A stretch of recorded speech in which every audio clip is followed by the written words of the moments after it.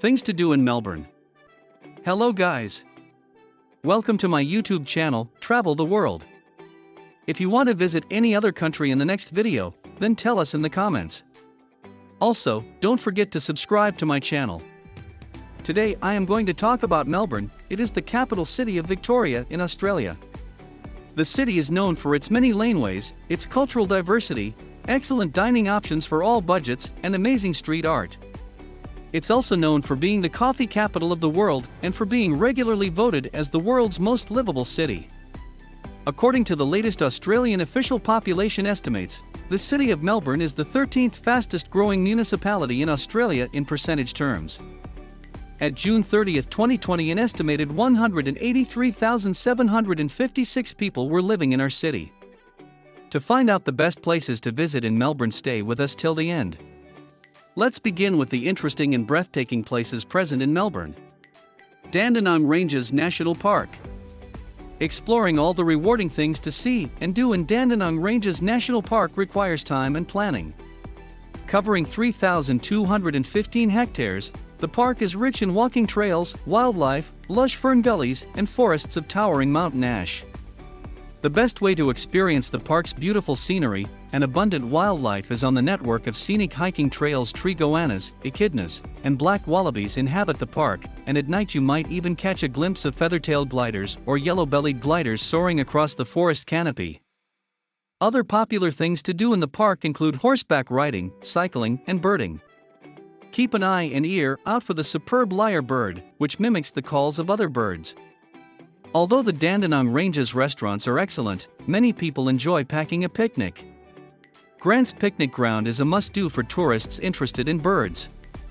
Located in the heart of Sherbrooke Forest, the area is known for its dense population of native species, including many cockatoos and rosella.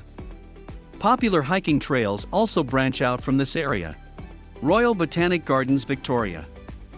Melbourne Gardens was founded in 1846 when land was reserved on the south side of the Yarra River for a new botanic garden. It extends across 38 hectares, 94 acres, that slope to the river with trees, garden beds, lakes and lawns. It displays almost 50,000 individual plants, representing 8,500 different species. These are displayed in 30 living plant collections. Take a deep breath and relax in the beating green heart of Melbourne. The gardens are a treasured part of Melbourne life, with 38 hectares of landscaped gardens blooming and abundant with native and exotic vegetation. There's a place in these gardens for everybody, with space for children to explore, families to picnic, couples to canoodle, or individuals to relax and recharge in a tranquil setting. The popular Aboriginal Heritage Walk shows the land through the eyes of traditional owners. Spot bellbirds, black swans, eels, cockatoos, kookaburras, and other wildlife. As summer evenings grow longer, the gardens light up with outdoor cinema screenings, theatre performance, and exhibitions. Melbourne Zoo. Melbourne Zoo is located in Victoria, Australia, and is the oldest zoo in Australia, having opened in 1862. It is operated by Zoos Victoria, who also operate Healesville Sanctuary and Werribee Open Range Zoo. They receive funding through the state government in Victoria. The zoo has established sister zoo relationships with Manila Zoo, Port Moresby Nature Park, and the Uganda Wildlife Education Centre. They work with these zoos on improving welfare of the animals in their care and to provide education to local communities. The Melbourne Zoo's big, bustling meerkat family is one of the most popular attractions with kids and adults alike, and we're not surprised. Now, you can get even closer to these frisky little creatures with the help of a zookeeper. Tarawara Museum of Art. Specializing in Australian art from the 1950s onwards, Tarawara Museum of Art is a stunning example of modern architecture, with beautiful views of rolling green hills from every window. Blending with the environment, yet breaking new ground, the museum offers tourists the opportunity to view a permanent collection filled with iconic artists, such as John Brack, Brett Whiteley, and Russell Drysdale. Temporary exhibitions are also held throughout the year in a range of different mediums. After viewing all the provocative modern art, spend some time exploring the building and lingering in the outdoor spaces here to really appreciate the picturesque, peaceful setting. Eureka Tower Skydeck. Not the tallest building in the world, but with a unique twist that will scare you to pieces. You'll get some amazing pictures from this spot as well as a view of the whole city. Australia doesn't have enormous skyscrapers like other countries, so they can't compete when it comes to tall observation decks. Instead, they choose to compete in another way. The Eureka Skydeck is hair-raising, in the best sense of the word. The edge extends 3 meters from the 88th floor of the tower and is designed to creak when you walk on it. So basically, you're walking on glass that sounds like it's going to break under your feet. This skydeck is only for people with strong stomachs and nerves of steel, but once you're up there the view is worth the fright. It's the best view of Melbourne you'll get in the city, and you should try going up there at night if you want to see the city's lights against the dark. National Gallery of Victoria. It is perfect for art lovers. Includes some world-class displays and paintings by the greatest masters from the past. This gallery is actually made up of 2 different venues, the NGV International and the NGV Australia, both of them containing world-class art. There are also a number of exhibits by Aboriginal artists, which means that you can check out this part of Australia's past and present.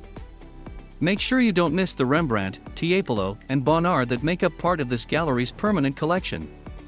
The entrance also boasts a water wall that's a great place to take photographs to remember your day by. The National Gallery of Victoria, popularly known as the NGV, is an art museum in Melbourne, Victoria, Australia. Founded in 1861, it is Australia's oldest, largest and most visited art museum. The NGV houses an encyclopedic art collection across 2 sites, NGV International, located on St Kilda Road in the Melbourne Arts Precinct of Southbank, and the Ian Potter Centre, NGV Australia, located nearby at Federation Square. Luna Park Melbourne. Luna Park Melbourne is a historic amusement park located on the foreshore of Port Phillip Bay in St Kilda, Melbourne, Victoria. It opened on December 13, 1912, with a formal opening a week later, and has been operating almost continuously ever since. Luna Park Melbourne is still the ultimate family destination just for fun. Offering a wide range of rides for all ages, from heritage attractions like the Great Scenic Railway and the Luna Park Carousel, to their exhilarating thrill rides such as Supernova, Pharaoh's Curse and Power Surge. Perfectly located next door to St Kilda Beach, make sure to add Luna Park to your visiting schedule when spending time in Melbourne. Yarra Valley. The best food in the city just outside the city. A stunning natural area with amazing, rolling landscape. If you like wine, you absolutely must try the options in the Yarra Valley. Melbourne is a huge sprawling city, and you wouldn't think that there could be a green, lush area so close to it. Until you reach the Yarra Valley. Less than an hour from the CBD, this is the state's best food and wine destination, and you'll find wineries, cellars and gourmet dining establishments everywhere. If you like wine, you'll be in heaven. Take a winery tour around to the best wineries in the region, and then put some food in your stomach to soak up all that alcohol, at one of the many amazing restaurants set amongst the rolling green hills. And if you're in the mood for something sweet, visit the Yarra Valley Chocolatier, an ice creamery for the best sweet snacks in the region. Abbotsford Convent. There's a lot of history in this place, and you can feel it the moment you walk in. Today, it's a bustling center for artists and other creative. It's surrounded by amazing gardens. This site was a convent in the 1800s, then an orphanage and an aged care facility. And the weight of that past can be felt the moment you step onto the grounds and look up at the Gothic spires. Now, it's a creative hub with amazing art inside and stunning surroundings. So if you're looking for a bit of history and a relaxed, natural area, this is the place to visit. Australia doesn't have a lot of history, its Western history is only a few hundred years long after all, but what it does have is fascinating. Explore this site and the history it represents, but enjoy the present as well. The artwork in the galleries and the gardens are amazing and are well worth seeing. And when you're hungry, try the restaurant on site. It's a vegetarian restaurant where you pay what you think the meal is worth. The Crown. A huge entertainment complex with everything you could want to do in one place. If you want a fun, easy afternoon, this is where you can have it. The Crown is basically a big entertainment complex that contains everything you could want for a fun, easy day out. There are a huge number of shops of all descriptions, eateries, theaters, nightclubs and cafes, so no matter what time of day you go there you'll find something happening. Wander around the shops, duck into one of the many cafes for a coffee, and then round out your afternoon by eating at one of the many restaurants in the complex. You can also spend some money in the casino or go dancing. And if you get bored with that, the Crown is located over the river, so have a stroll along the promenade to work off all that food.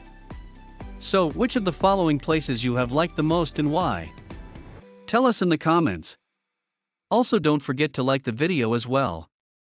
Thanks for watching.